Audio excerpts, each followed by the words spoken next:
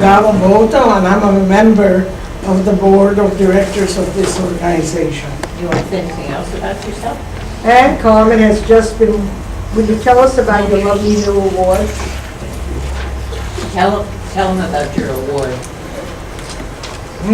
Well, the Puerto Rican American Women's League is an organization that has been around since the 70s, and they are honoring me on the Discovery of Puerto Rico Day, which is now not called Discovery, but Encounter of Two Worlds. Remember that we changed the whole thing? Right. And they're doing the honoring of the Discovery Day by honoring me. So it's very unusual to have on the day of Christopher Columbus, a woman honored, but I hope that you all can come if you can. And it's in Virginia, and on November the 8th. So anyone who can join in honoring Carmen, please ask her for where she can get information.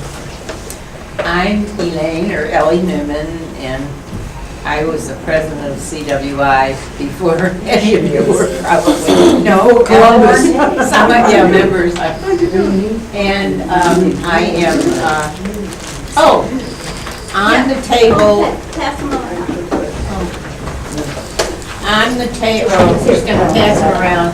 I am active in the Women's National Democratic Club, which is across the street, and they are honoring me a week from Friday for my 90th birthday.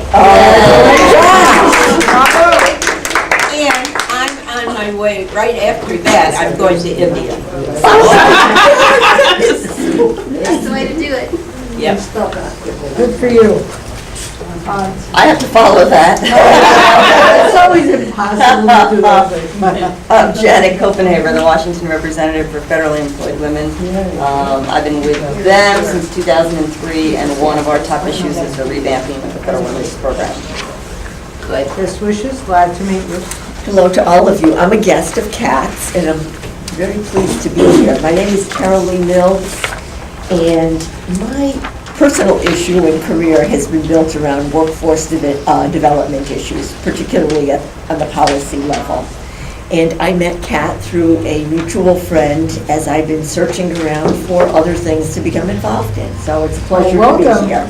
CWI is a very welcoming home. Thank you. Thank you to all of you. I'm Kat Raymond. I'm on the board of CWI. I'm also on the board of the American Association of University Women, and I'm also the program chair of the Cosmos Club. Hi, I'm Reem. I'm Ellen's guest. I work for Ellen, and I do also food business, like catering. My name is Charmaine. I am an intern and a guest of Sue and for the Feminist Majority Foundation. Hi, I'm Holly Joseph. I'm the treasurer and have taken some membership checks today and would be happy to take more. I'll give the prices. It's just $25 for an individual member, or $20 if you are outside the area and just want an email version of everything if you can't come to a meeting. And I guess that wouldn't apply to anyone who's here at the meeting, but also $50 if you're under 30, and $40 if you could get an organization to join. I also noticed that there are three chairs. I think someone should move up because these are prime chairs and to be closer to the movie. Okay. There are two chairs empty up here. Yeah, or three, yeah. Why don't you move All right. up, Molly? Carry I'm on on. the wrong side, or I'm. Yes. Hi, I'm Donna Hakimian. I work with the Baha'is of the United States and do their gender equality work. And so we do a lot of work specifically on preventing gender-based violence and gender equity in education. And I'm very happy because I brought my mom, who's the one that made me a feminist, and she's visiting from Canada, and she's has a harrowing story of escaping Iran and, you know, being true to the women's rights movement, and made me so passionate about it. So. My name is Mershid Sarbian, and I'm a small business owner and Donna's mom. And I just want to mention, since we're here, at our next meeting on November 25th, which is described in the blue sheet here, Donna is going to be one of the speakers and Carmen's in charge of the meeting. So we'll pass around these. Who's at the end? Hi, introduce yourself. Hi, Becky Shargis, National Women's History Museum. Sorry, got my leader in front of one of my leaders here, Carmen, in front of me. So. Good afternoon, everybody. My name is Kelly McIntosh, and I'm on the board here of Clearinghouse on Women's Issues, but also I'm Associate Outreach Director here at Alliance for Justice. So I just want to welcome you all here to our conference room, and I hope you enjoy the meeting. Can you carry on?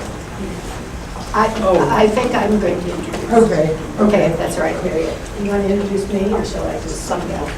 Let's go over here then.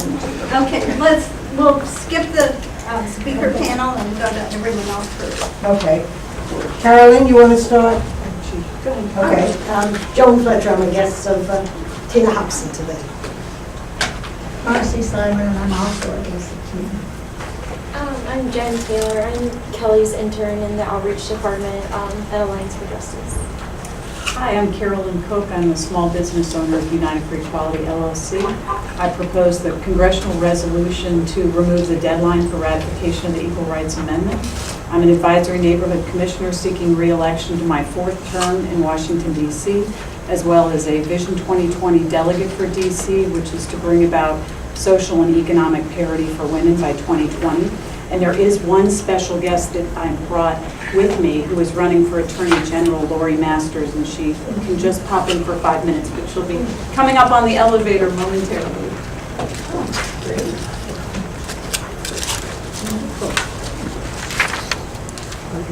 All right, is there anyone who did not have the opportunity? we do. Okay. Yes, Donna. Yeah. You say something. Here's Lori right here.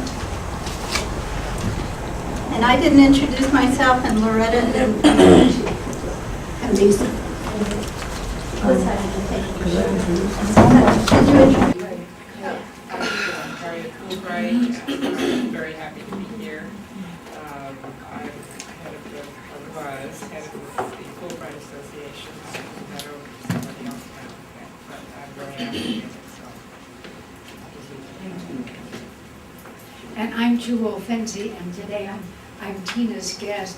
But I came years ago to the Clearinghouse meeting and was very involved also at the Women's National Democratic Club, and spent years in the Foreign Service when I couldn't work. So all that you all have done is... The Jardy Foundation Eleanor is the publisher of Ms. Magazine, and we're having a very exciting luncheon with Gloria Steinem, Eleanor Smeal, and Kathy Spiller, who's the executive editor of Ms. Magazine, and special honorees to be announced on the 19th. And we have a special senior discount for anybody who would like it, and even an extra special one for friends that attend Clearinghouse meetings. So see me about that, and I'll give you the secret code for that special $100 rate. We have flyers that are on the table, but we also pass them around. We also pass around at the meeting a sample copy of the most recent Ms. Magazine, for those of you who aren't familiar with what it looks like these days. And then at the end of the meeting, we present them to our speakers as a little gift. I'd like to also point out that we have the agenda for this wonderful meeting here, and on the back of it, if you all are guests, please join us. It's a contribution to help this organization keep going, and we really appreciate your support, and hope you can come to lots of our meetings.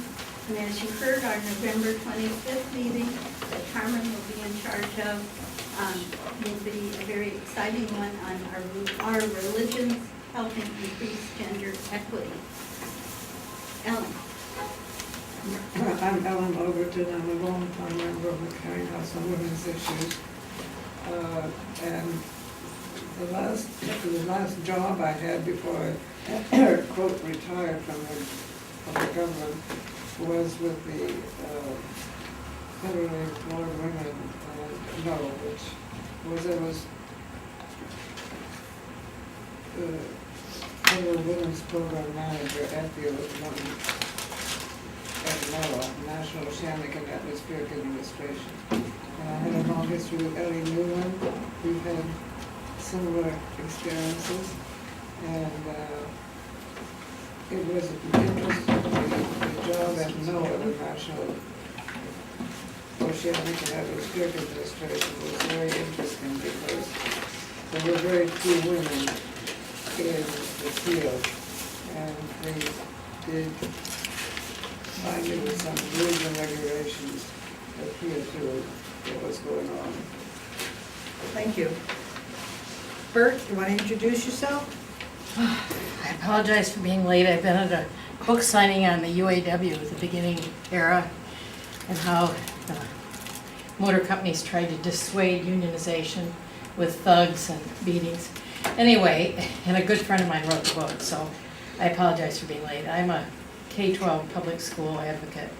I worked for many years for the Michigan Department of Education and Capitol Hill for the House Ed and Labor Committee and for the National School Boards Association. Thank you. And she's also You're on the welcome. board of the She's Clearinghouse on our board. on Women's Issues.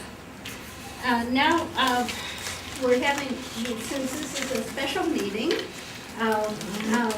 with very historic information, and presenters who are going to tell us about it, Tina and Allie.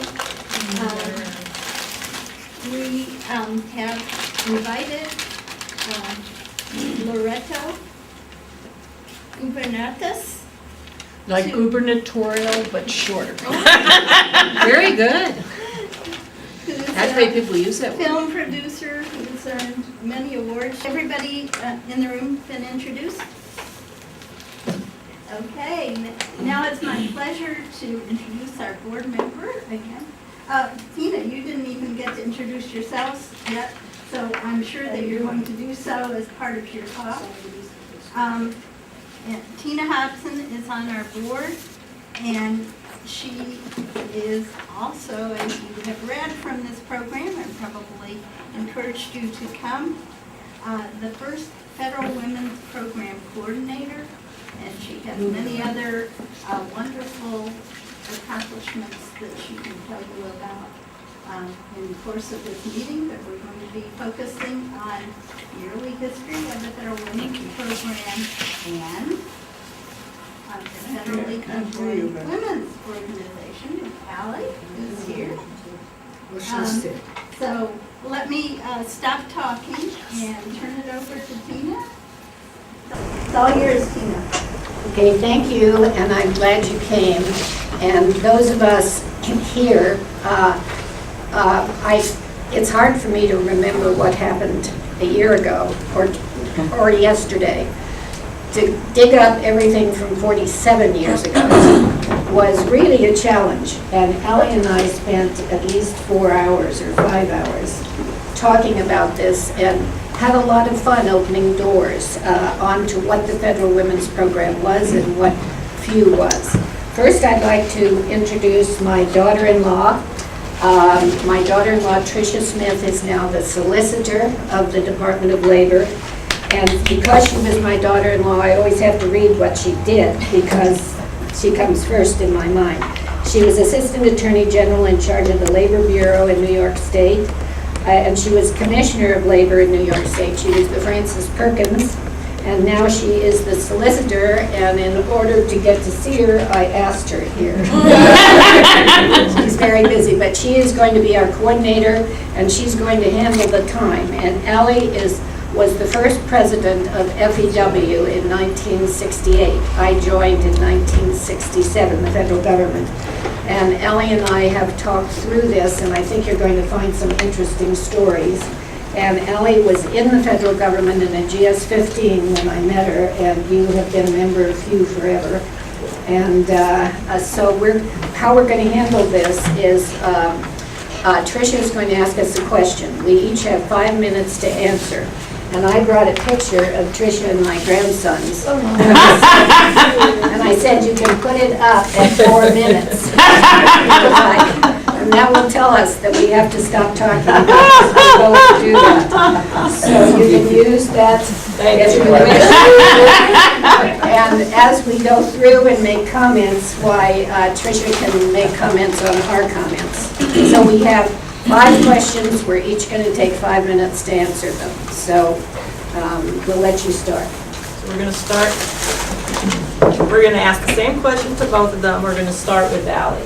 No, we're starting with me. Oh, we're starting with you. Yeah. Okay. Sorry, we're starting with Tina. Yeah, 1967. Okay, so describe what you saw as the status of women before 1967. Okay, well, this is very important because I was born in 1929, and it was about 3 weeks before the stock market crashed. And that was the first thing that my parents said I was responsible for. I want to talk to you about what was the status of women in those years. My father was in the Navy, so we moved every 2 years, went to umpteen schools and all that sort of thing. But I did go and graduated from Stanford University in 1951 in political science, public administration. So I immediately went to the San Francisco office of the Civil Service Commission to apply for a job. And I was told that applicants that were eligible could be requested men only, and mostly were. And women would get in line for clerkship jobs, and that's all they were qualified for. And you know what the reason was? Because men have to support a family. And you know what I did? I thought, well, that's true. You know, my father did. So I went away from that particular thing, but there was no federal service entrance exam at that time either. There were only female jobs were clerks and secretaries. So I married, lived in Anaheim, and helped, which had a high suicide rate and very high, was growing very fast. I did a conference there and to help women to find opportunities and to find a community. And we put the older residents back together with the new residents. And that was a very good experience. I came to Washington and I worked for the Peace Corps for a while, and this is my last statement. And you know that my boss, I was in the office that put Peace Corps volunteers together with the countries. My boss did not like the 2 women to go to staff meetings because there were 8 men, because he might swear. So I never went to staff meetings, and I never even questioned it. Oh, damn.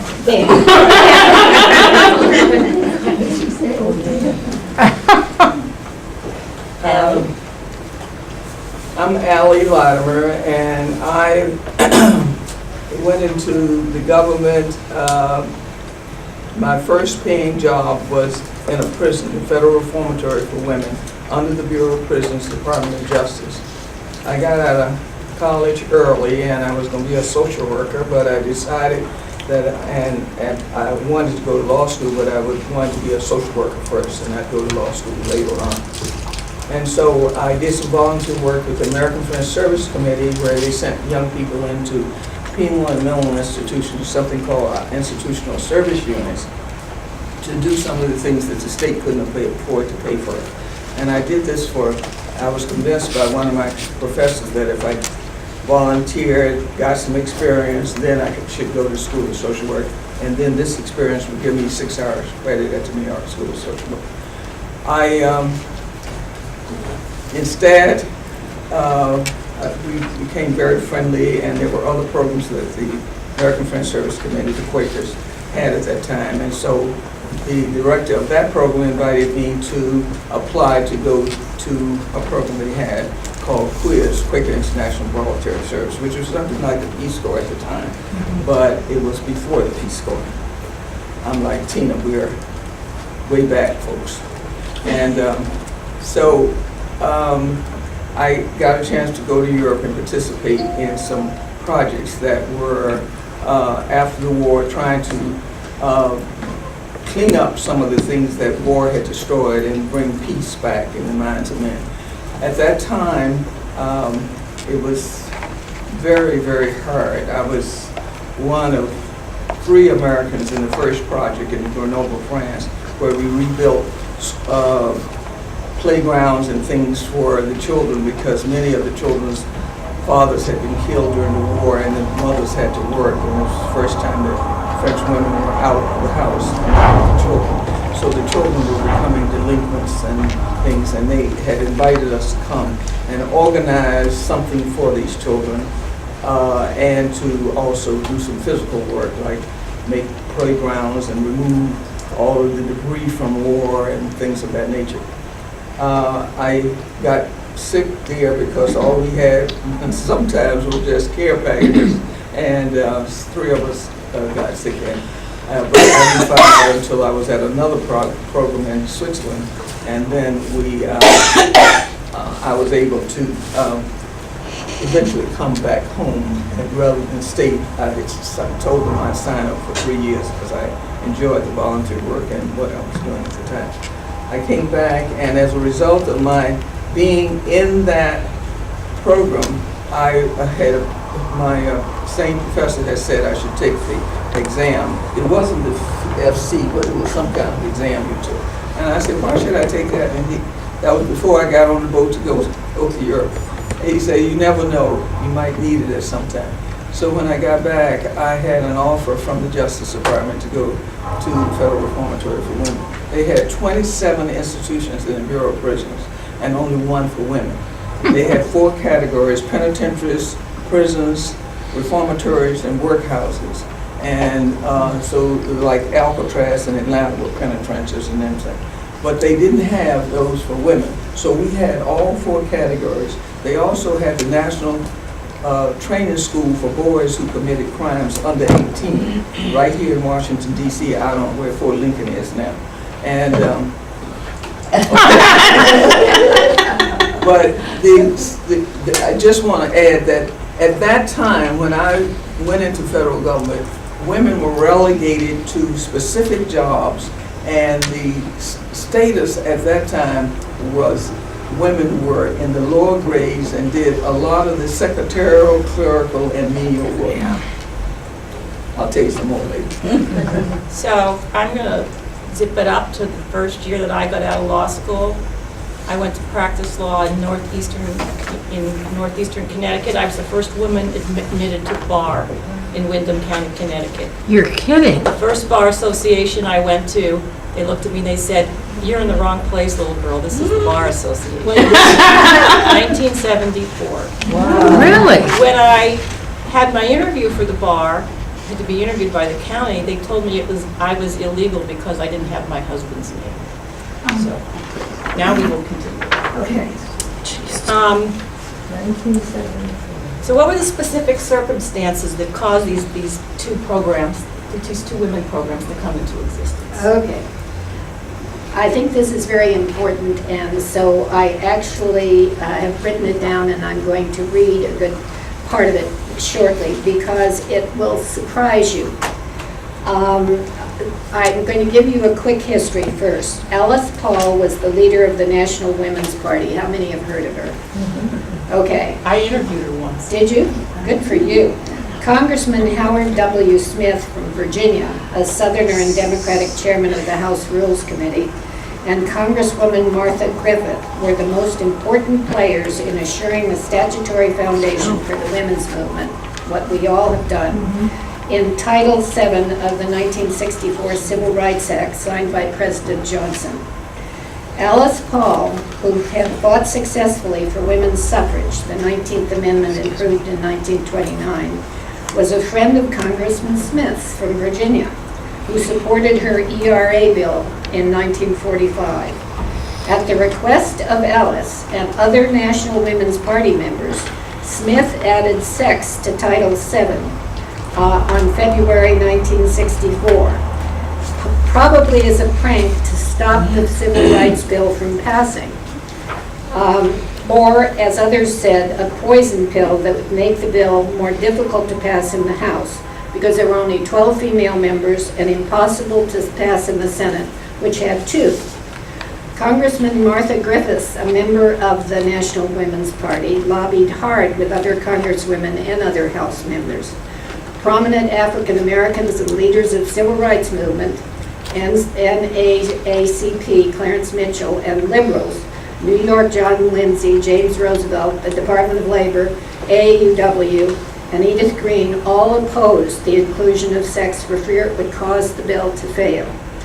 On July 2nd, 1964, it became law. By adding sex to Title VII of the bill, that one thing gave women the handle to the door of economic opportunity and provided the basis for FEW and for FEW and for the Federal Women's Program. I want to note here that in December 1965, Pauline Murray and Mary Eastwood, do you know any of those names? Wrote, "Negroes have successfully invoked the protection of the Constitution against race discrimination. The enactment of the Civil Rights Act of 1964 was achieved primarily because of the evils of race discrimination. We think that sex discrimination can be better understood if compared with race discrimination, and that recognition of the similarities of the two problems can be helped in improving and clarifying the legal status of women." The next step was in 1966, the National Organization of Women, NOW, was born, and Betty Friedan became president. The specific circumstances for few federally employed women in 1968, which was 1 year after Tina came to be the director of the Federal Women's Program, was that the Civil Service Commission and the Woody and Lothrop's, that's their apartment store, some of you who've been around Washington remember, had partnered together to give, which was the only award to women who had made achievements. And each year, just being nominated, like for the red carpet stuff now, was an honor. And you had to have done things like photograph the backside of the moon. But anyway, each year, the group that was successful and got the awards got a chance to go to the White House to meet the president.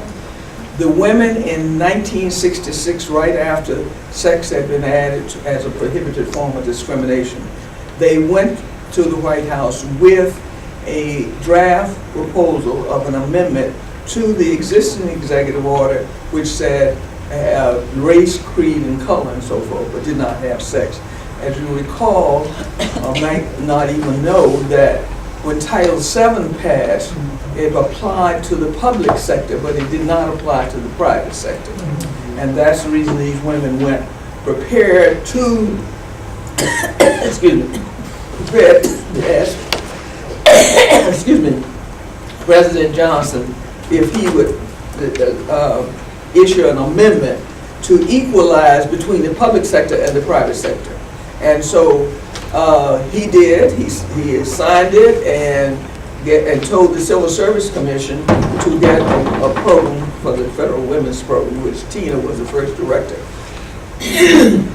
The rules and regulations that came out of that from the Civil Service Commission to each agency, asking them to create a Federal Women's Program, and that they should have either a person or persons to run the program. At my agency at the time, I was in the General Counsel's office, which is equivalent to the solicitor in the Department of Labor, and was doing work mostly in supplies and contracts and things of that nature. I got a letter from our administrator saying that he had created this Federal Women's Program for GSA. I was at General Services Administration at the time. And that he was appointing a committee to run the program. And he had asked the personnel to give him the highest grades of all the women in the central office at the time. And there were about 7 14s. And I was the only woman 15 in the central office at that time. So he made me chairman and all the rest of the women. And I get this letter. I had never heard of the Federal Women's Program. I didn't know anything about what was happening. So every day after that, before I had the first organizing meeting, I'd go to different agencies to find out what they were doing so we wouldn't have to reinvent the wheel. And so I only found 2 agencies that knew something about what I was even talking about, and that was the VA and the AEC. And I'm sure there were some others that probably knew. So when we got I saw something. Oh, I also went, now had just started, I asked them about what they were doing. They weren't interested in federal women, they were mostly interested in the private sector. I asked the unions what were they doing about it, and they weren't doing anything because they were interested in other things as well.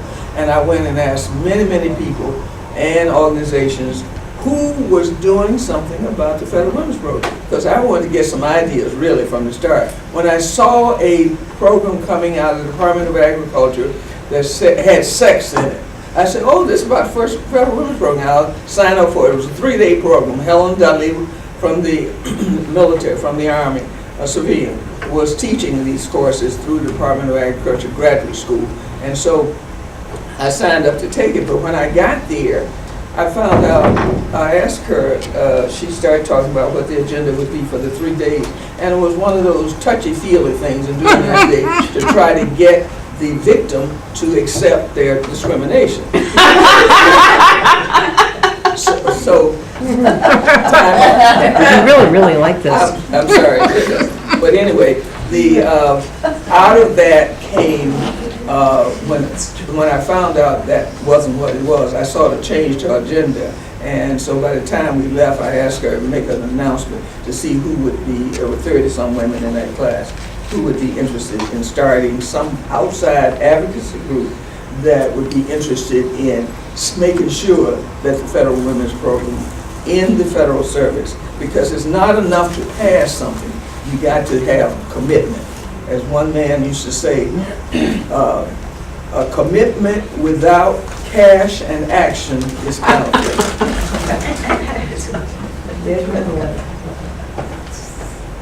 So my Alice, 1 minute Alice Paul story is that Yes, your 1 minute Alice Paul. when I was in college, we always had to do a project, and the project that we did was on the Equal Rights Amendment, and we interviewed everyone concerning the Equal Rights Amendment, pro and for, including Alice Paul. And then the day the Equal Rights Amendment passed the Senate, I was sitting in the Senate gallery. That's terrific. Okay, next question. What needs did you see that these 2 programs could fulfill at the time that we started them? Well, as you have heard Ellie say, she tried to figure out what this program was. It was, the President signed Executive Order 11375, which augmented the Equal Employment Opportunity Executive. The head of personnel was Evelyn Harrison. Does anybody remember her at all? In fact, you can hand these out. Evelyn Harrison was a top-ranking woman, and she's the one who picked me, I think, and she pushed me for 2 years, every day, to do something and how to do it. And I think they didn't, I'm not sure whether they didn't want the program to work or they just wanted somebody nice who graduated from Stanford to go give speeches around the country on how successful the program was, even though we hadn't started the program. But and also it was not joined with the Equal Employment Opportunity Office. We were floors apart, and I just had one desk behind my boss's secretary in recruiting and examining office. But we made some early accomplishments, and I learned a lot of things. For instance, a senior manager called me to his office, and he said, I'm really curious as to what's the problem with discrimination against women? He said, my wife loves classical music. She's able to stay home and listen to music. And why is all this ruckus happening now?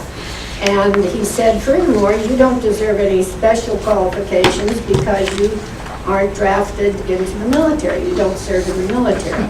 So I let him talk for a while, and finally I said, and were you in the military? And he looked at me and he said, no.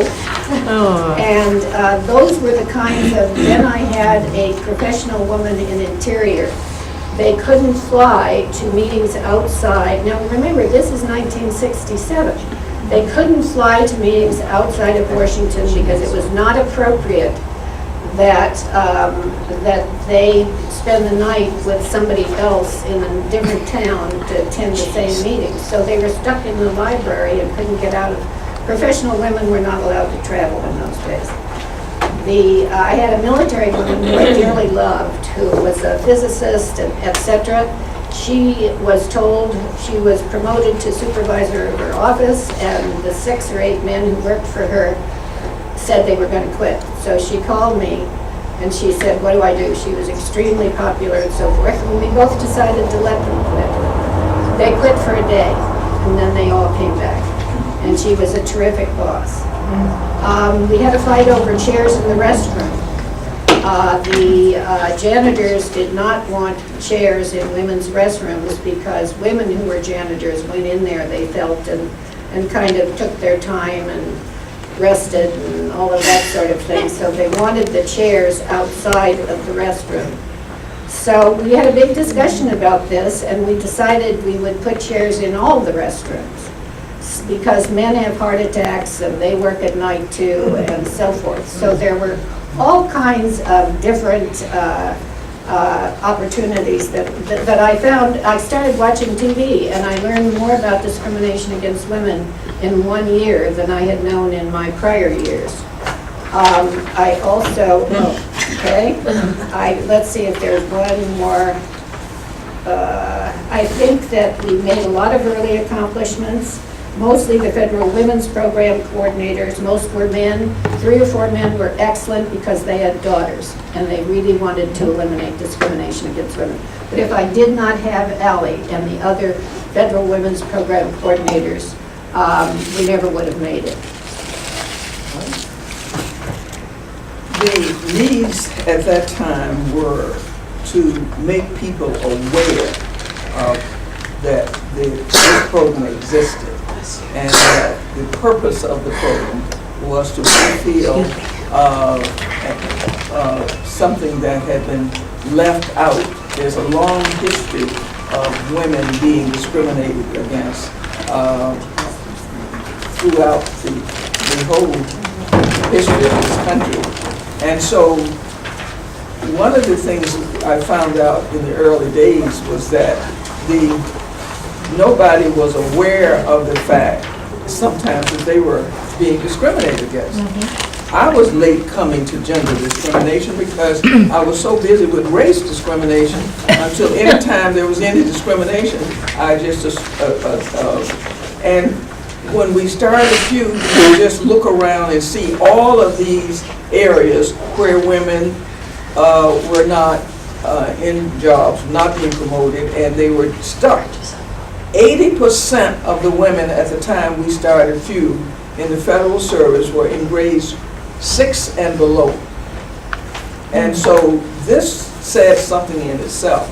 Tina, and some of the reports that came out in one in 66 and another one in 68 on the status of women from the Civil Service Commission had these spelled out specifically, and that most of them were hurdled in clerical, secretarial, and menial type jobs. So the need was there. There was a need for awareness. There was need for advocacy, and there was a need for someone to take the ball and run with it because agencies weren't doing anything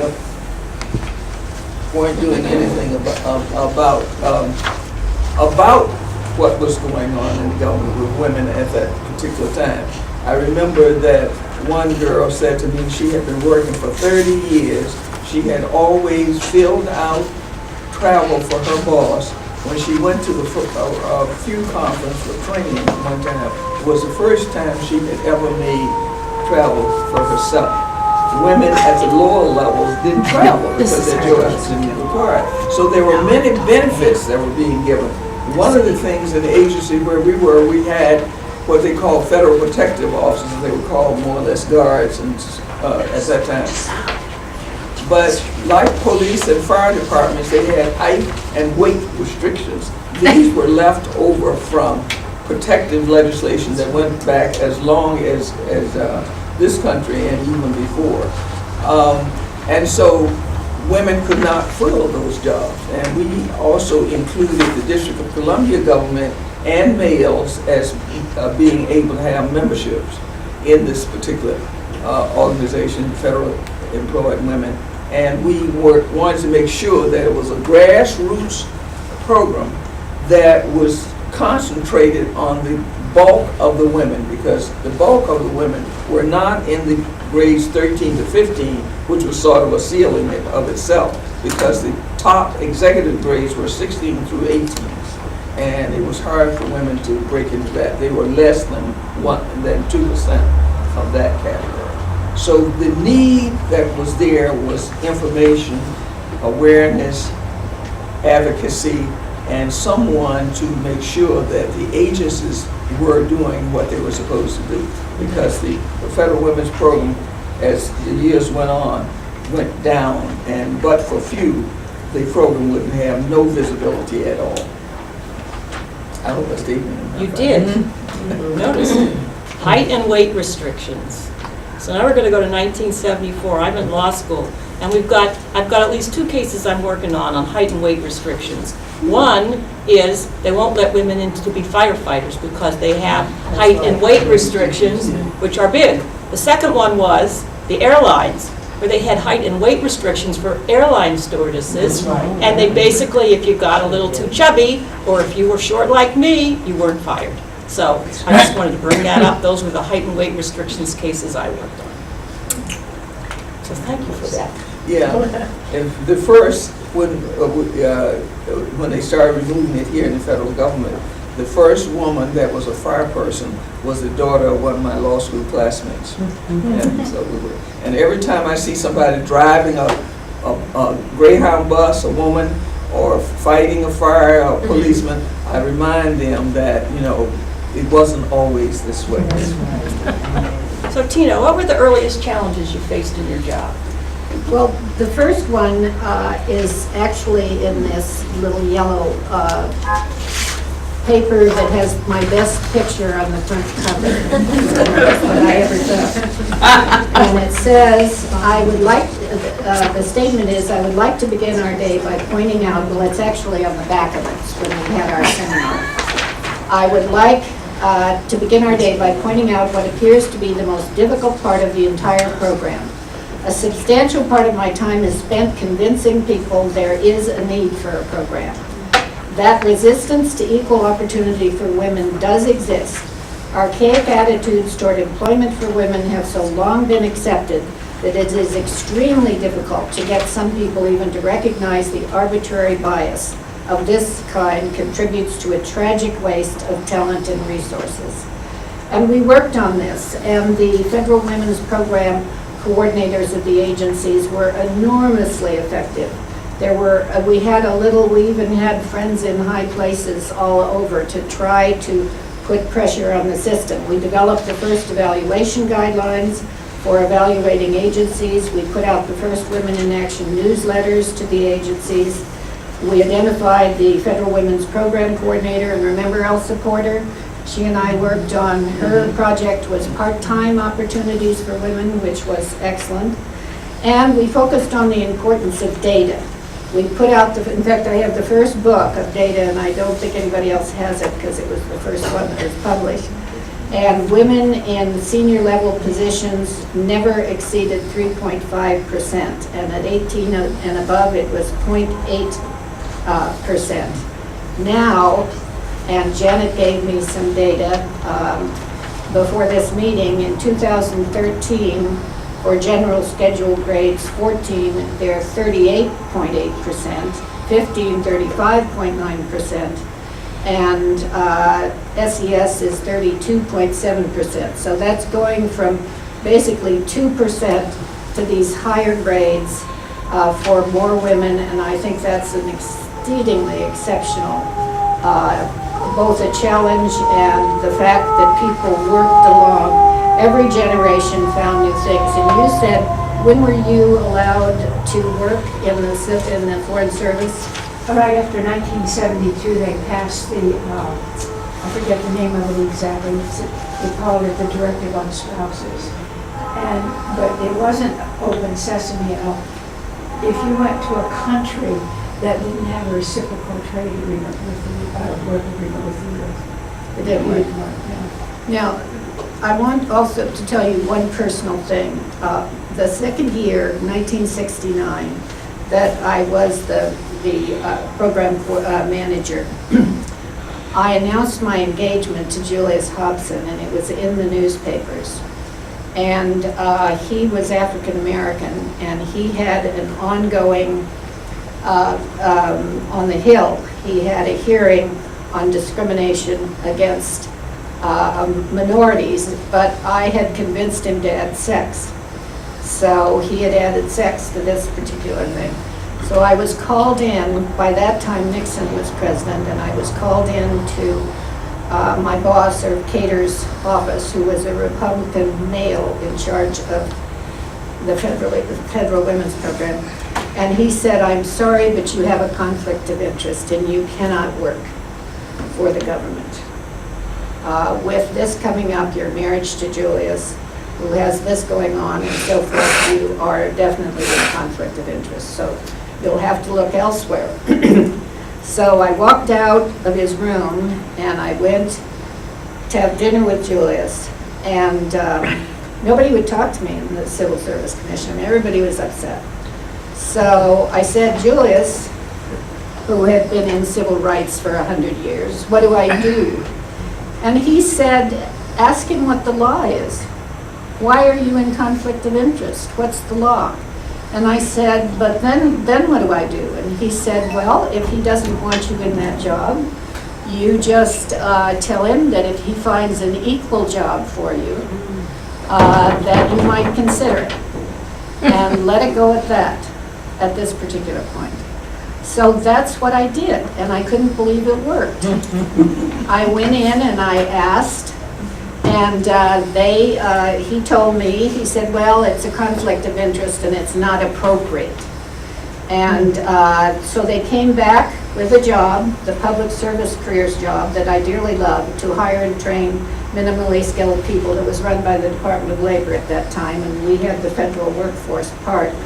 And so I did move on at the end of 1969. My name was Lauer in the beginning and Hobson at the end. But it was an interesting experience, and it shows you how having some experience in civil rights can help you in a real crisis.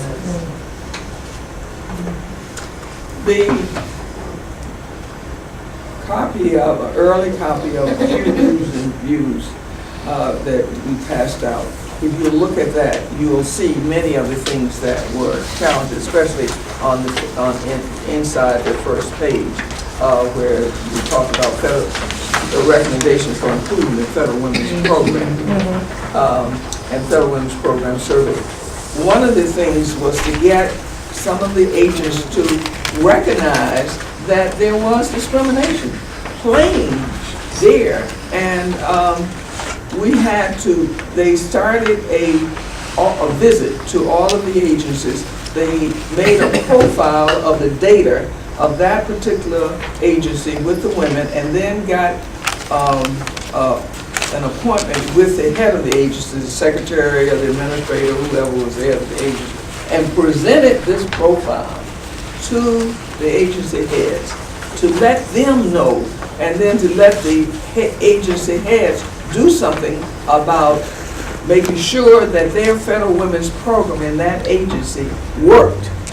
In other words, it just wasn't something on the books, some regulations that they'd been sent and they had complied, but nothing was actually being done.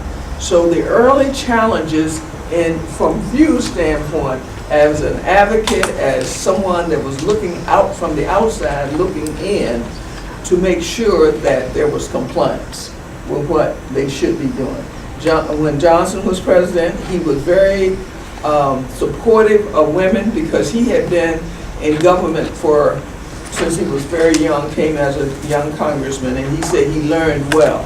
So he promoted women, he promoted federal employees over political appointments in many instances. And but then when Nixon succeeded him, I remember making a speech in Denver, Colorado, and they asked me whether I thought the women had made gains or losses, at that time. This was in the early 70s. And I just gave them some statistics. Well, they have clipping services in the government, and everything about your agency is clipped and on your desk when you walk in the next morning. And Or so, at 6:30 in the morning these days. Is it? To your email. Oh, it's an email, okay. And it was print in those days. And so the person who wrote the article wrote it in such a way that the agency took that I was out criticizing the president. And so I was called in and said, you realize that you were criticizing the president? And I said, no, and that wasn't appropriate. And I, like Tina, I said, did you see whose name was listed there? I never used my married name until I was outside doing all this stuff I did. Because I had been very active in the movement, the civil rights movement of the day. And a lot of the things I learned from there was easy to transfer. Plus my mother was one of these organizers. And the whole history of black women organization going all the way back to washerwomen and people working tobacco and all this is a very interesting story. And they would align together during the abolitionist days. And then when it got to the 13th, 14th, and 15th Amendment, there was a split between the black women and the white women, because the black women supported the amendment. That would mean that black men could vote, but no women could vote, black or white. And so the white women wanted the black women not to support it because they felt that you should try and hold out so that until women got the vote as well, and no, they didn't. So there were many instances at that time. But the challenges were very real. They were right there. I remember one time a lady asked me if I could go to the GAO and ask for, she was a lieutenant governor in Minnesota and come in Clinton's administration. And she wanted to keep the airline points when she would travel, because she and her husband, she was from Sweden and they commuted.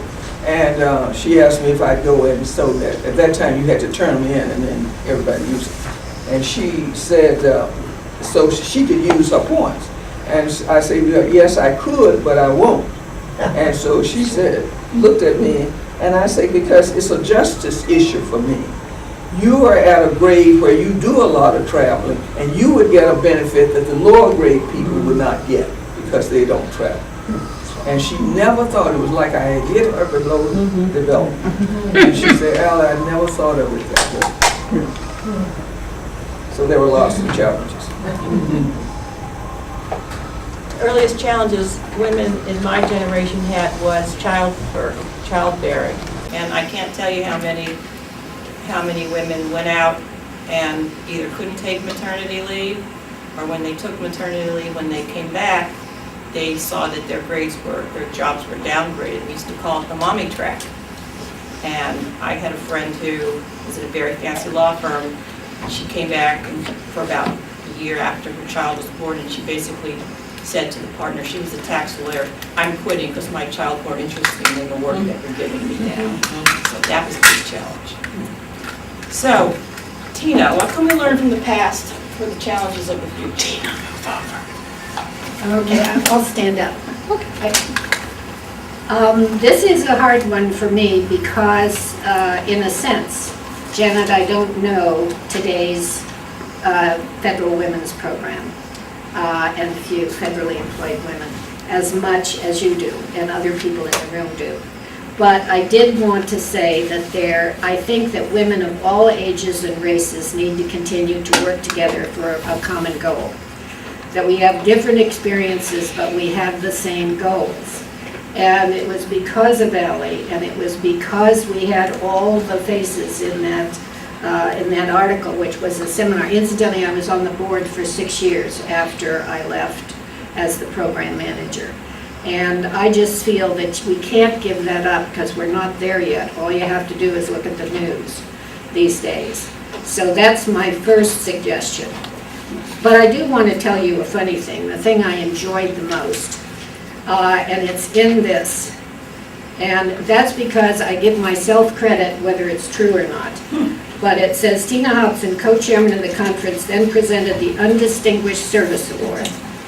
The Undistinguished Service Award, and you'll like this one, the Undistinguished Service Award given each year for contributing the most to discrimination against women during the past year. And this was at the press club where we had these lunches. The selection committee had difficulty in reaching a decision. So many outstanding candidates. Hughes FY71 Class Action Undistinguished Service Award was therefore given to the 36 brave senators who voted for the Ervin Amendment and in so doing defeated SJ Resolution 61, Equal Rights for Women, in one historic moment. Singled out for special mention were 4 senators who sponsored the original bill in the Senate and later publicly promised to support it at the Few rally last summer, but actually voted to defeat ERA when the time came to be counted. It was their switch vote that defeated the bill.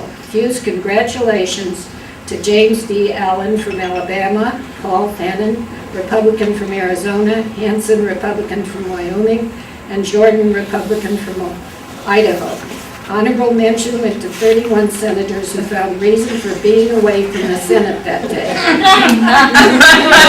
Particularly the 25 who originally sponsored the resolution.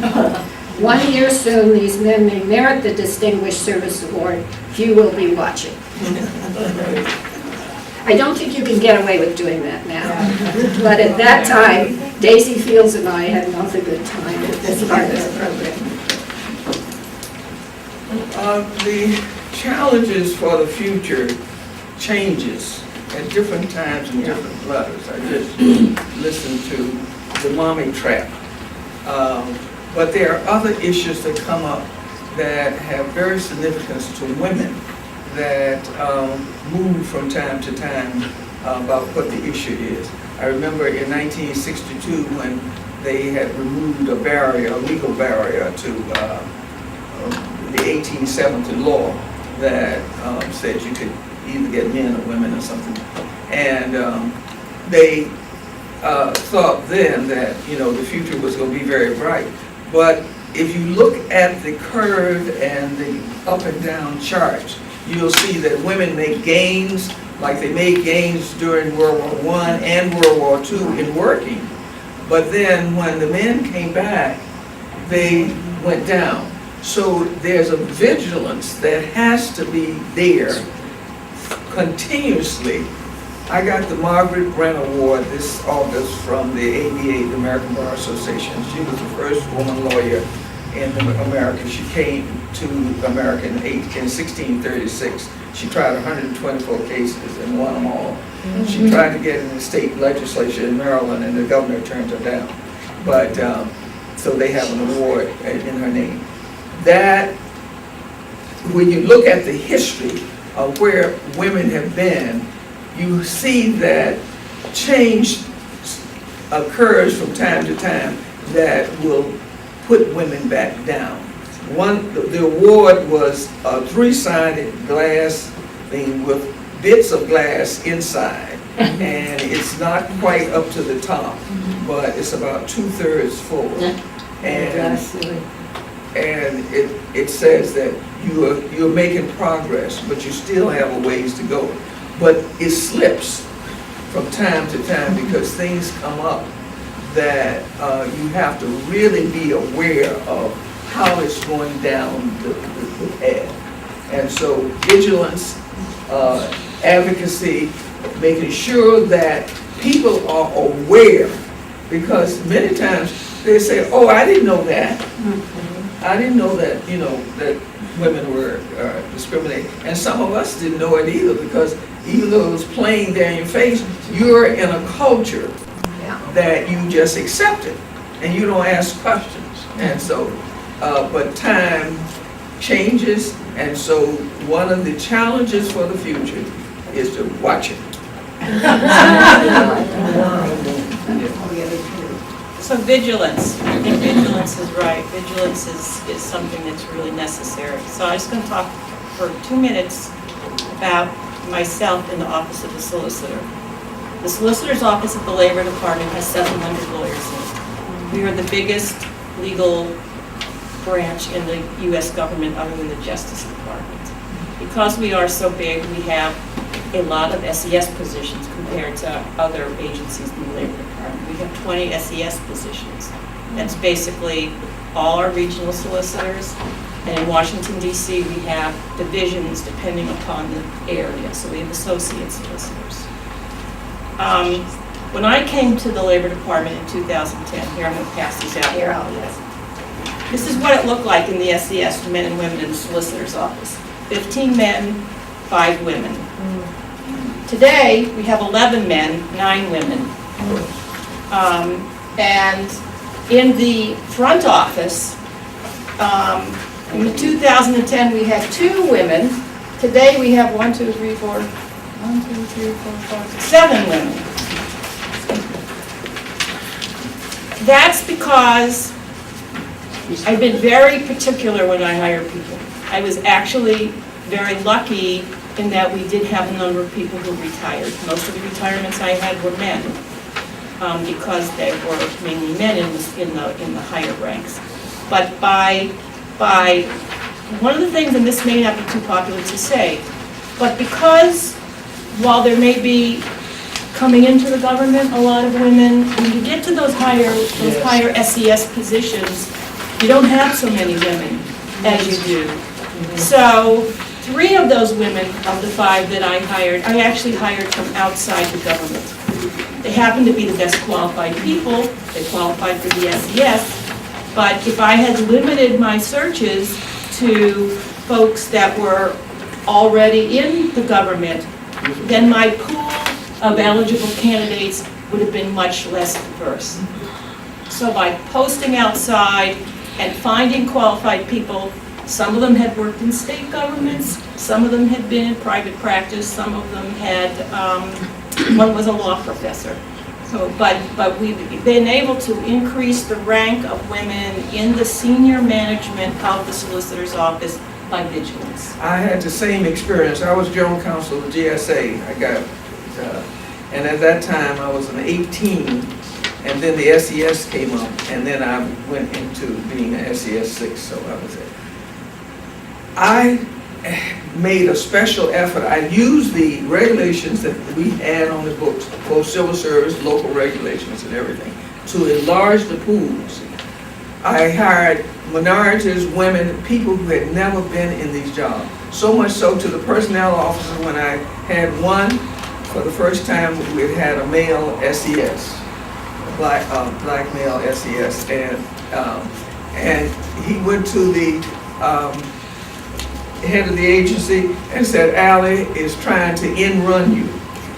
And so he called me up and said, Allie, I understand that you didn't get my permission. And I said, no, personnel they had. And here's a personnel man sitting there, somebody else sitting there, and said I was hiring all these unqualified people. They all became unqualified because we had enlarged the pool, brought in women, minorities. We had some of the first Asians that agency had ever had. But it does. You have to use what's there to be able that you enlarge the pool. Well, they'll say, I can't find any. Well, they are there. And one of the things when Carter didn't get re-elected, and that many women had given up jobs in law offices and tenured places and professors and things. And then when he thinking they'd stay at least 8 years, and when he didn't get elected, that meant many of these women were sort of out the door. And so it was very hard for a lot of them to get placed. But there was that pool there also that we could use to also try to expand. But you're right, and these are the kinds of things, you just can't stay in the box. You have to go outside of the box and see how you can fit programs in to include other than just males. And my last comment, I want to say I benefited from being the first program manager or director of the Federal Women's Program, because I learned how to move from agency to agency. And I wound up retiring as an SES because I looked for other jobs where I could move up. And that's something a lot of women don't know how to do. And I learned it because of my job. Now, we're going to, we're we have about 15 minutes maybe to take questions. If anyone has questions. Well, first, let's thank our speakers.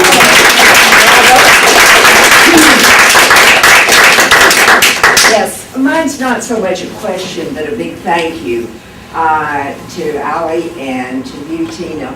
I came into what was then HEW at the ripe old age of 29. I heard about the personnel, the Federal Act, and also federally employed women. And that to me was such an encouragement, because as a young woman, it really pointed the way. I was a Nixon appointee. I have subsequently changed my political affiliation by 360 degrees and then some. Barbara Franklin. Yes, Barbara Franklin. Yeah. Yeah. Well, Barbara Franklin and Virginia Allen were two people that really did support. Nixon must have gotten the message a little bit, because Jim Farmer was there. I was like a newbie and just kind of like, but to see the two of you and to know of you led me into working with Joy Simonson, Bunny Sandler, Myers Sacker. I mean, it was absolutely the most glorious training. So I just wanted to thank you, not ask a question, but to say thank you very much for all you've done. Thank you. Any other questions? Yes. What role did the federal employee unions play in this? Were they helpful? Well, I will answer before I'll let her answer. They helped with the complaint process, because you had to have, there wasn't really any good compliance during the early days. And the federal union did help the Federal Women's Program to develop how do you deal with a complaint based on sex. And I think the unions helped with that in the early days. You don't know, you weren't there. But that's the only thing I know. Do you know anything about whether the federal unions helped in anything else? Oh yeah, they helped in a lot of ways, especially in the agencies where the Federal Women's Program had gone down. Many times they didn't appoint it, or they put it as a collateral duty to someone in either EEO or someplace else. And so I think that was a lot of help given to the agencies through, in fact, some of the Federal Women's coordinators would come to view and ask them to push us, do this and do that and do the other, because it could be pushed. But the main thing about it is that it's not static. It's not a guarantee. There is no guarantee that you will eventually get up to the glass ceiling. There are glass ceilings all along the way. You have a base this wide, and then it goes up. Well, each of those areas have glass ceilings, and you have to know the system. One of the things that I think FEW has done over the years is help people understand the maze and the regulations and things, how to get things done. Sometimes it's easier if you want to go up, to go across and then go up because of the glass ceiling right here. But the glass ceiling in the other area might be a little bit higher. So it's understanding how to. Galo Boto, and I'm a member of the board of directors of this organization. You want to say anything else about yourself? And Carmen has just been, would you tell us about your lovely new award? Tell them about your award. Well, the Puerto Rican American Women's League is an organization that has been around since the 70s, and they are honoring me on the Discovery of Puerto Rico Day, which is now not called Discovery, but Encounter of Two Worlds. Remember that we changed the whole thing? Right. And they're doing the honoring of the Discovery Day by honoring me. So it's very unusual to have on the day of Christopher Columbus, a woman honored, but I hope that you're all can come if you can, and it's in Virginia, and on November the 8th. So anyone who can join in honoring Carmen, please ask her for where she can get information. I'm Elaine, or Ellie Newman, and I was the president of CWI before any of you were probably. No, Columbus. Some of you members. And I am, on the table. On the table, just going to pass them around. I am active in the Women's National Democratic Club, which is across the street. And they are honoring me a week from Friday for my 90th birthday. And I'm on my way, right after that, I'm going to India. That's the way to do it. Yep. Good for you. I have to follow that. It's always impossible to do that. I'm Janet Copenhaver, the Washington representative for federally employed women. I've been with them since 2003, and one of our top issues is the revamping of the federal women's program. Good. Best wishes, glad to meet you. Hello to all of you. I'm a guest of CATS, and I'm very pleased to be here. My name is Carol Lee Mills, and my personal issue and career has been built around workforce development issues, particularly on the policy level. And I met Kat through a mutual friend as I've been searching around for other things to become involved in. So it's a pleasure to be here. CWI is a very welcoming home. Thank you. Thank you to all of you.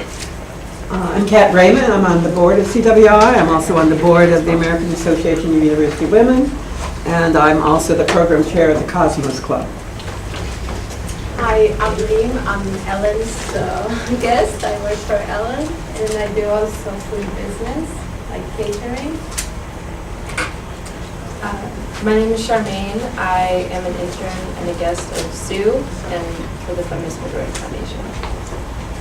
Hi, I'm Holly Joseph. I'm the treasurer and have taken some membership checks today and would be happy to take more.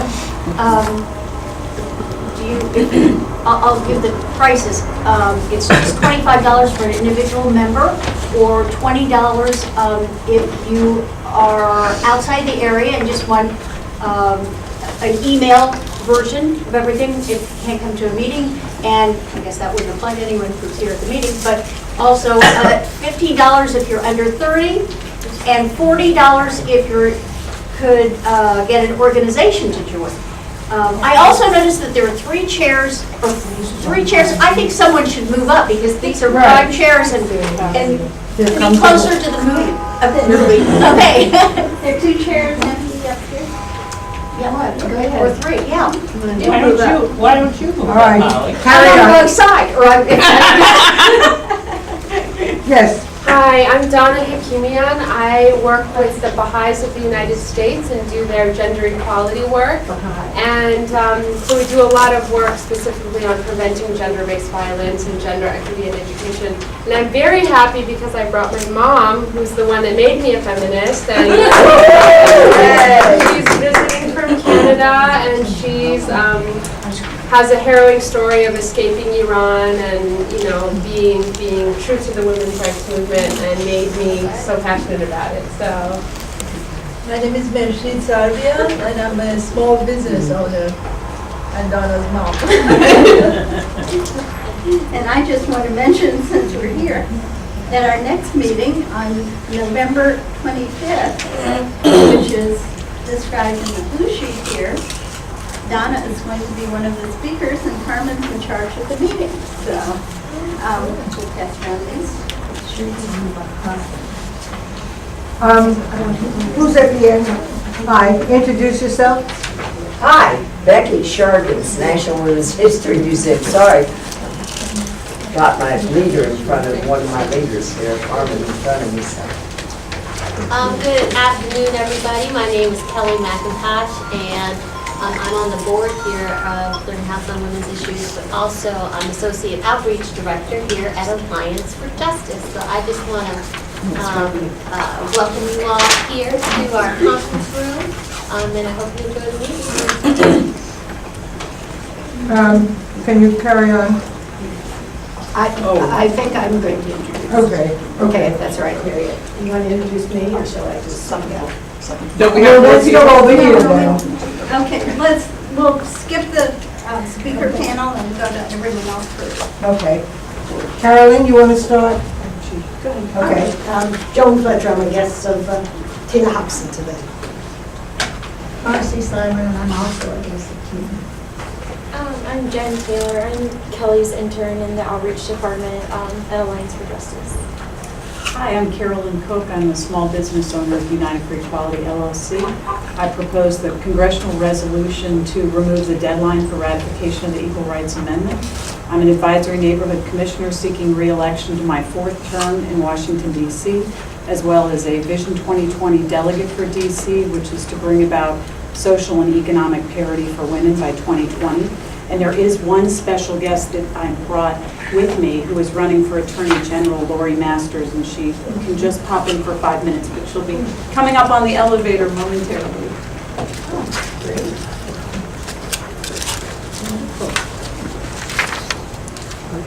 All right, is there anyone who did not have the opportunity? we do. Okay. Yes, Donna. Yeah. You say something.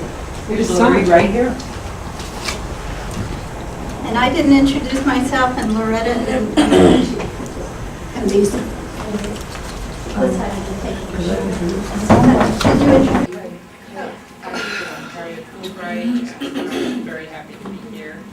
I'm head of the Fulbright Association. I know somebody else now, but I'm very happy to be here. And I'm Jewel Fenzi, and today I'm Tina's guest. But I came years ago to the Clearinghouse meeting and was very involved also at the Women's National Democratic Club, and spent years in the Foreign Service when I couldn't work. So all that you all have done is...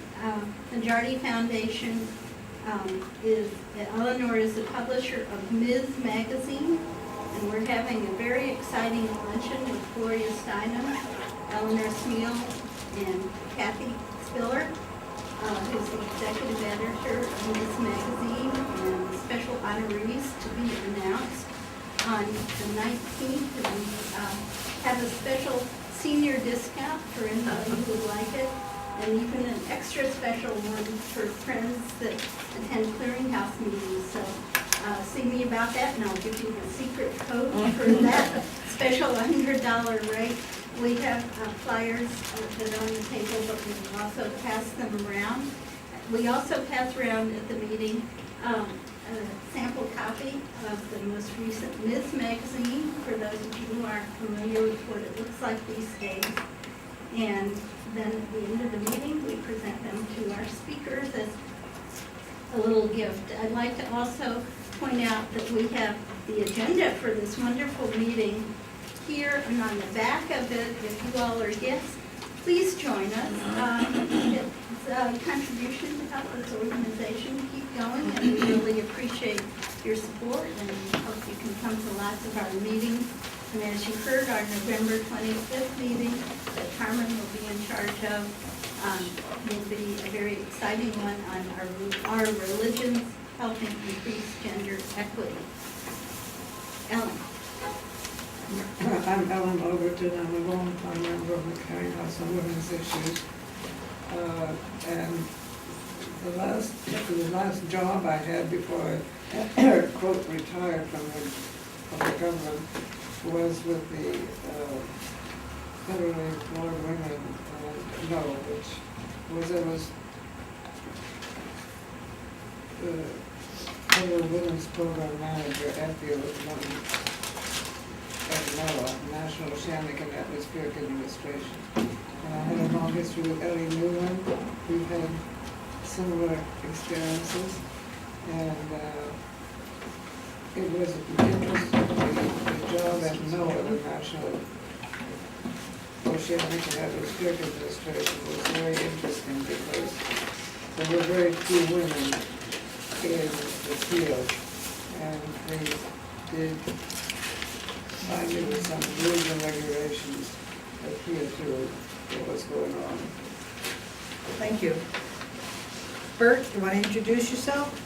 I apologize for being late. I've been at a book signing on the UAW, the beginning era, and how the motor companies tried to dissuade unionization with thugs and beatings. Anyway, and a good friend of mine wrote the book, so I apologize for being late. I'm a K-12 public school advocate. I worked for many years for the Michigan Department of Education on Capitol Hill for the House Ed and Labor Committee and for the National School Boards Association. Thank you. And she's also on the board of the Clearinghouse on Women's Issues. Now, we're having, since this is a special meeting, with very historic information and presenters who are going to tell us about it, Tina and Allie. We have invited Loreto Gubernatus. Like gubernatorial, but shorter. Very good. That's why people use that word. Film producer who's earned many awards. People understand the maze and the regulations and things, how to get things done. Sometimes it's easier if you want to go up to go across and then go up because of the glass ceiling right here. But the glass ceiling in the other area might be a little bit higher. So it's understanding how to. I'd like to ask, by 75, there was certainly a spurt of advocacy, and fueled by the International Women's Year and then the decade. But during the time of Carter, which is the time I know best, we had an influx of women in certainly at the end of the Carter presidency, all the women in the judiciary, which he appointed. But what was the role of the Civil Rights Commission, the Women's Bureau, other organizations that I would have thought were allies to the task? Yeah. And when did you feel the influx of push from the unions? Because by 75, we had Lane Kirkland of the AFL-CIO, and even though they didn't have a lot of women in big positions, they were committed to the ERA, for instance, and the other things. There are a lot of programs out there that affect women and minorities in the areas, but they are geared to specific areas. Like John Franklin, who is with the New African American Museum, how come the the new museum is not going back to do this and that and the other. And he said there are 16 museums in the Smithsonian, and they have specific areas that they're concerned with. And when we need to, we either partner with another of the museums to do something, but we don't try to cover the waterfront in one area, because our area here is very specific. So there are some times when they can push and help, but sometimes they are not permitted because that's not in their portfolio. Well, and I'd like to add to that, when the Federal Women's Program started, there wasn't any other organization that was really helping. I know that now started in '66, but AUW and the American Association of University Women and the League of Women Voters were not specifically interested in the federal government, and they had their own No, they weren't things. interested in women. And the one group that did help me in Washington was WOW, if anybody remembers that. Yeah. Because I could send women over for help to WOW for training. And so that was the only organization that I can think of outside of the federal government, because Ms. Magazine wasn't in operation in those days. We Xeroxed everything and sent, we didn't have computers, we didn't have this or anything. So we just Xeroxed everything and sent it to each other to And share. Catherine, there was a network that you would never Never believe. believe. Catherine East was Catherine with Joyce East, Simon. and then there was Mary Eastwood at Justice. She That's was, right. She was terrific. She was terrific. She was with Will. There were a number of organizations, and I think most of you are probably familiar with the Feminists of America, that compilation. Veteran Feminists of America. Right. But they limit that to, I guess, 63 through 70 something. But there was a network out there, and everybody cooperated. I remember when we had the ERA thing going down Pennsylvania Avenue, and we had the White House permit, the permit for the park in front of the White House. Yeah. Tina had her boys were helping out. Oh, the posters. And the park police on his horse came down and said something to him. He said, well, I have to go get my father. He went and got Judy. Judy straightened it out. I'd also like to point out another organization that was real supportive of federal women and very involved. Just look at this newsletter, and you'll see that many of the people that are right in the pictures here were leaders of the Clearinghouse on Women's Issues, which is celebrating its 40th anniversary now. Perfect. Daisy. Florence Perman, Daisy. Daisy's still George around. Simonson, and many more. So I feel that the Clearinghouse on Women's Issues sort of has a special tie to help further and advance this. And I have a question that I'd like to ask Janet. And that is, could you give us an update on what's going on with the push to get more attention or amendments to the executive order to help? And you only get 3 minutes. So where's that picture? Where's the picture? Yeah, very quickly, and I appreciate the opportunity. We've been working on this for several years, actually since the beginning of the Obama administration. We went in immediately and talked to the White House Council of Women and Girls and said, the program it's been a success, it's a proven success.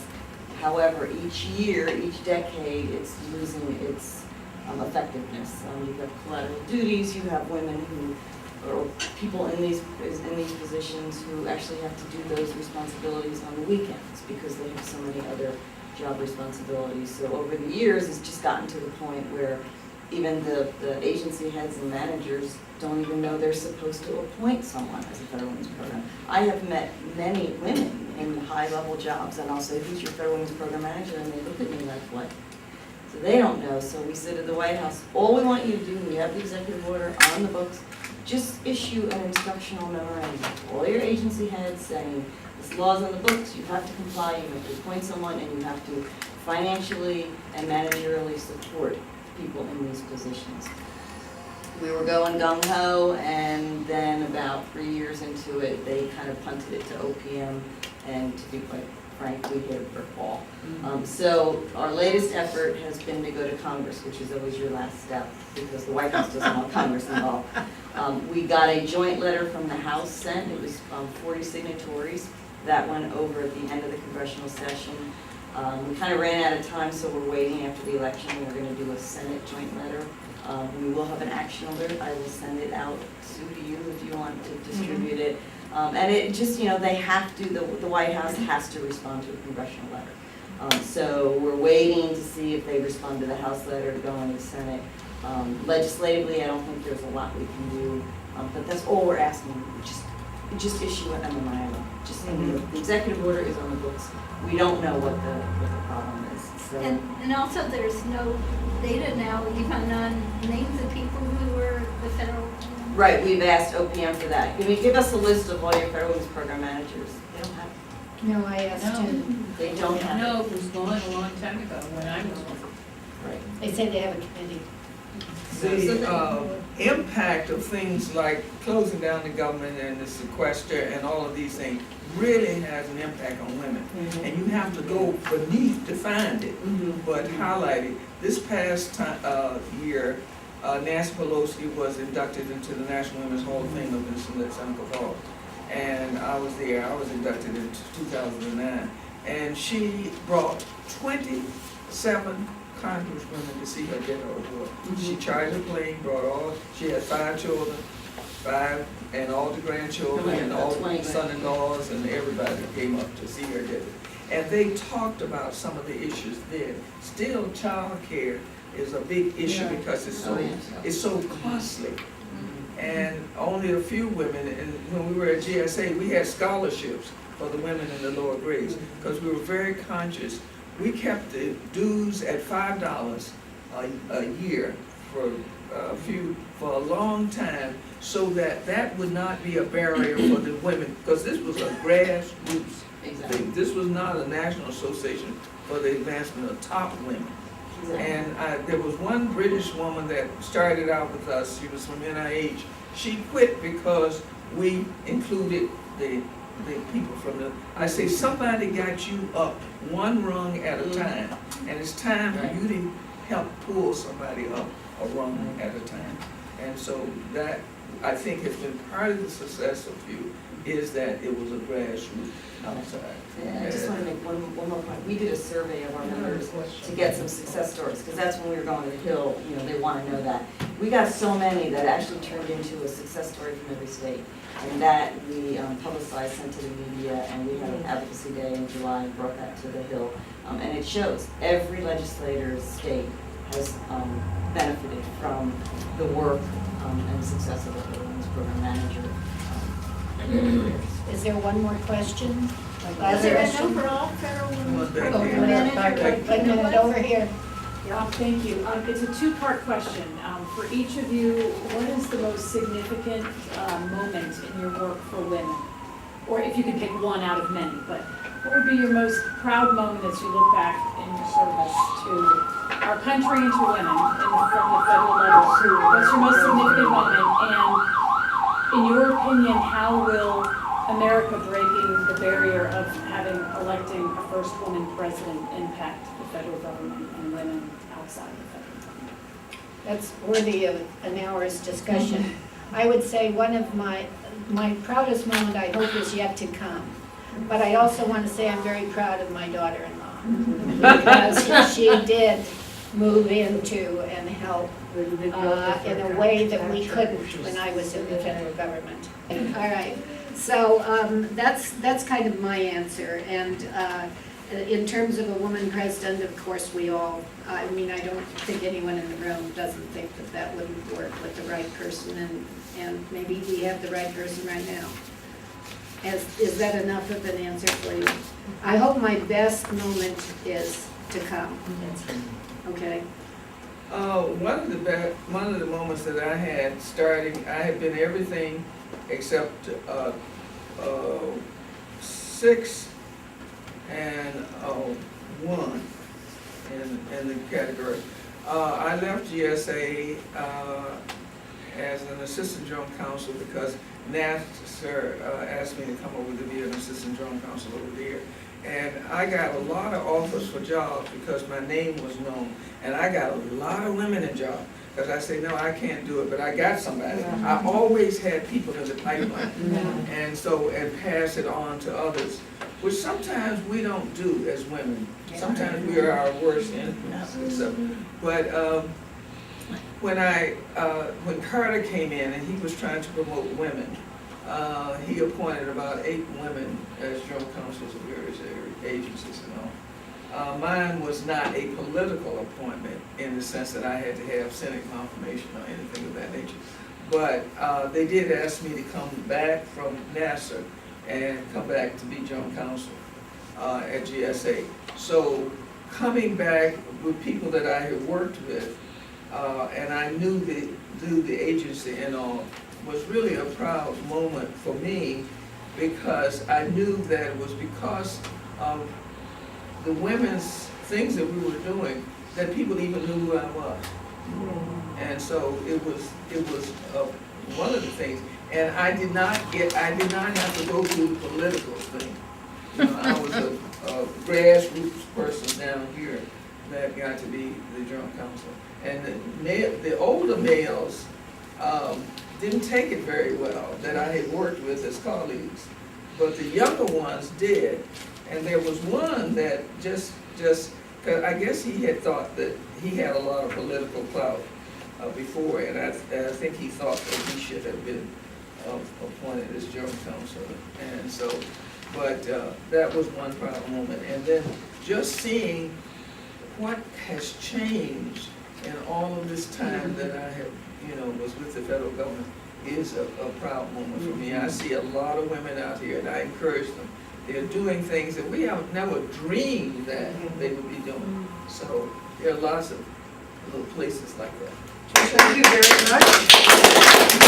We conclude at this point our official meeting, but you are welcome to go into the foyer, network, talk to each other, share each other. I'm thinking that people should think of what they want to do with the recording, because this is too great, we hope they have enough to share.